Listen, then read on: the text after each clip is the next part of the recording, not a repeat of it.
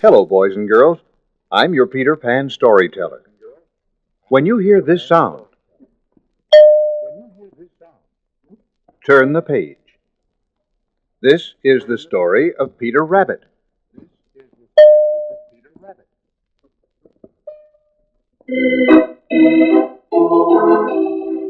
Once upon a time, there were 4 little rabbits who were named Flopsy, Mopsy, Cottontail, and Peter.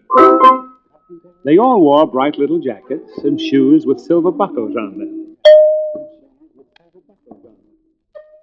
One day, the mother said to them, "I'm going to the baker's to get some brown bread and buns. You little ones may go into the fields or down the lane to play, but don't go into Mr. McGregor's garden."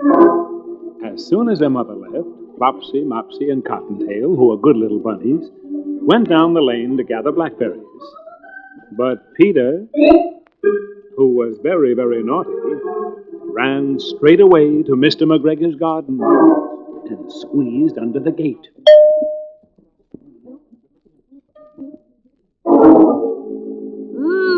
Look at all this nice lettuce and radishes. So Peter Rabbit wandered around, gathering up a lot of nice fresh vegetables. Well, that's the kind of food that rabbits like. But just as he went around the end of the cucumber patch, who should he meet but Mr. McGregor? Uh-oh, there's that mean farmer. I must run away quickly. But, oh dear me, I seem to be lost. I can't find my way back to the gate. As Peter scampered away, Farmer McGregor ran after him, waving a rake and calling out, "Stop, thief! I'll catch you, you naughty rabbit, and then my good wife will cook you up into a rabbit stew." But Peter ran faster and faster. He might have gotten away altogether if he had not run straight into a gooseberry bush and got caught by the large buttons on his jacket. Little Peter Rabbit gave himself up for lost, and he shed big tears. And then up came Mr. McGregor. Now I've got you caught at last, Peter Rabbit.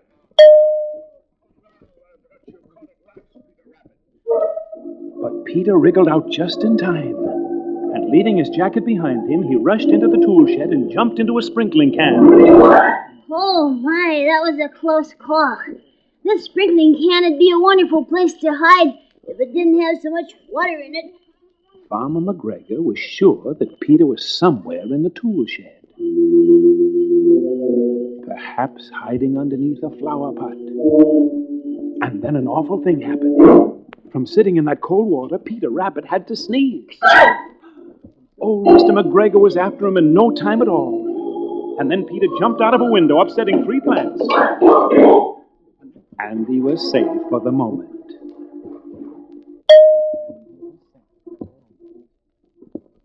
Peter sat down to rest a little bit. He was very, very tired. He was out of breath from running and was trembling with fright because he had not the least idea of which way to go. I must find my way out of this garden.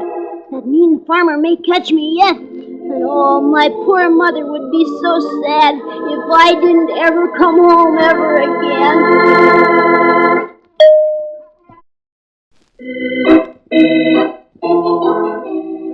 Peter Rabbit began to wander about, going lippity-lippity and looking all around to find the garden gate.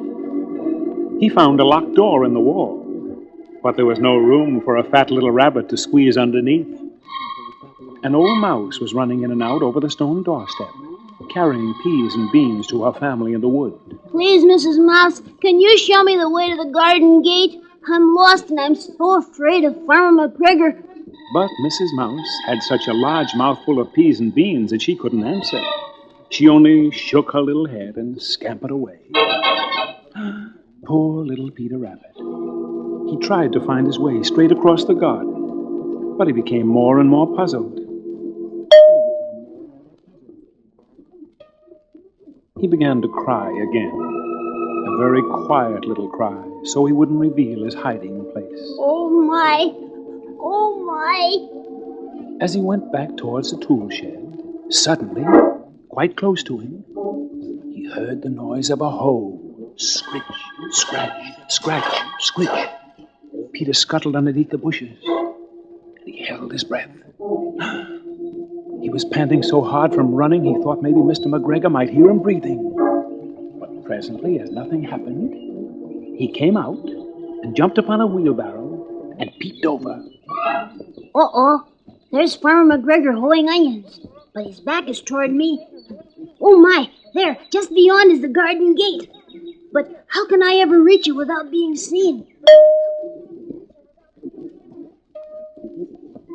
Peter got down very quietly off the wheelbarrow and started running along a straight walk behind some black currant bushes. But Mr. McGregor caught sight of him at the corner. Stop, you little rascal! I won't have you stealing my fresh green vegetables! Oh, if I can only make that gate, then I'll be safe. And he ran as if his life depended upon it, which actually it did. And he slipped underneath the gate, into the wood outside of the garden, and was safe. Peter Rabbit never stopped running or looked behind him until he got home. Oh, I'm so tired. I think I'll just lie down here on the nice soft sand and close my eyes. His mother was busy cooking, but she wondered what Peter had done with his clothes. It was the second little jacket and pair of shoes that he had lost in 2 weeks. But she let him sleep until dinner time. When the evening meal was ready, little Peter opened his eyes and said, Mother, I don't feel very well. That's because you were naughty and disobeyed me. But she didn't punish him, because his frightening experience was punishment enough. And Peter promised never to disobey his mother again.